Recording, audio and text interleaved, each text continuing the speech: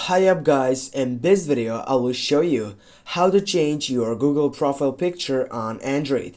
Firstly, I need to mention that there is no difference between changing your profile on Google without your Android or with your iPhone. It is the same process with the same few steps. Firstly, what you need to do, you need to get up into your Google section, then you need to tap right on your right corner side, which you can see your profile icon.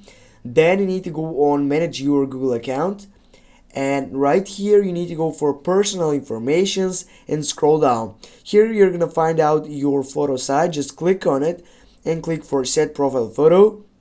Now you can choose it from your gallery or you can take it right now. I will go for choose photo from my gallery, and now I will scroll down and find out the perfect site for me.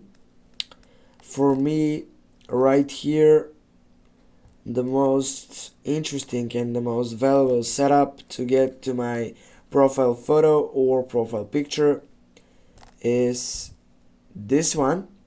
Now you need to select the side of it, then go accept, and now you need to wait to get up to the new profile picture. Now as you can see guys, we have changed our Google profile picture on Android.